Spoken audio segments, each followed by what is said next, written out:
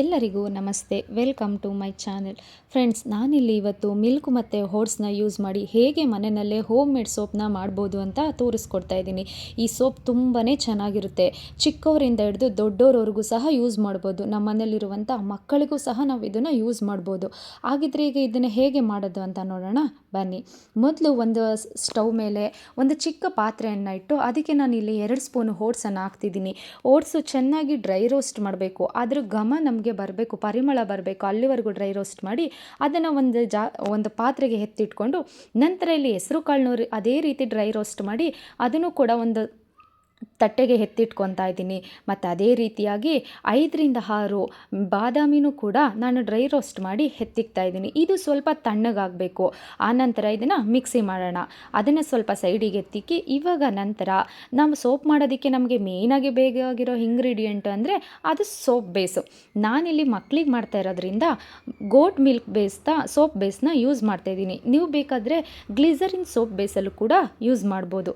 ಇದನ್ನು ಚಿಕ್ಕ ಚಿಕ್ಕ ಪೀಸ್ಗಳಾಗಿ ಚೆನ್ನಾಗಿ ಅದನ್ನು ಚಿಕ್ಕ ಚಿಕ್ಕ ಪೀಸಾಗಿ ಕಟ್ ಮಾಡಿ ಒಂದು ಅಗಲವಾದ ಪಾತ್ರೆಗೆ ಎತ್ತಿಟ್ಕೊತಾ ಇದ್ದೀನಿ.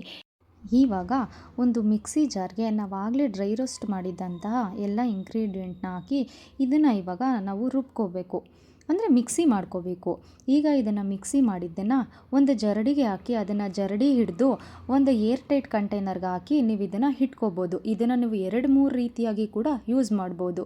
ಒಂದು ನೀವು ಸೋಪ್ ಮಾಡಿ ಯೂಸ್ ಮಾಡ್ಬೋದು, ಇಲ್ಲ ನಮಗೆ ಸೋಪ್ ಬೇಡ ಅನ್ನೋ ಆಗಿದ್ದರೆ ಇದನ್ನು ನೀವು ಪ್ರತಿದಿನ ಫೇಸ್ ವಾಶ್ ಮಾಡಬೇಕಾದ್ರೆ ಉಗುರು ಬೆಚ್ಚಗಿನ ನೀರಲ್ಲಿ ಈ ಪೌಡರ್ನ ಮಿಕ್ಸ್ ಮಾಡಿ ಫೇಸ್ಗೆ ಅಪ್ಲೈ ಮಾಡಿ 2 ನಿಮಿಷ ಬಿಟ್ಟು ಫೇಸ್ ವಾಶ್ ಮಾಡೋದ್ರಿಂದ ಫೇಸು ತುಂಬಾ ಚೆನ್ನಾಗಿರುತ್ತೆ, ಗ್ಲೋಯಿಂಗ್ ಇರುತ್ತೆ.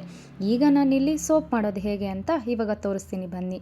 ಇವಾಗ ನಾನಿಲ್ಲಿ ಒಂದು ಚಿಕ್ಕ ಬಟ್ಲಿಗೆ 1 spoon milk powder, 1 spoon oats ಪೌಡರ್ನ ಹಾಕಿ ಅದನ್ನು ನಾವು ಲಂಪ್ಸ್ ಇಲ್ಲದೆ ಇರೋ ರೀತಿ ಸ್ವಲ್ಪ ನೀರು ಹಾಕಿ ಮಿಕ್ಸ್ ಮಾಡಬೇಕು. ನಂತರ ಒಂದು ಸ್ಟವ್ ಮೇಲೆ ಒಂದು ಪಾತ್ರೆನ ಇಟ್ಟು ಸೋಪ್ನ ನಾವು ಯಾವಾಗಲೂ ಡಬಲ್ ಬಾಯ್ಲಿಂಗಲ್ಲಿ ಈ ರೀತಿ ನಾವು ಅದನ್ನು ಬಾಯ್ಲ್ ಮಾಡ್ಕೋಬೇಕು. ಅಂದರೆ ಅದು ಫುಲ್ಲು ಸೋಪೆಲ್ಲ ಕರಗೋ ರೀತಿ ನಾವು ಅದನ್ನು ಬಾಯ್ಲ್ ಮಾಡ್ಕೋಬೇಕು.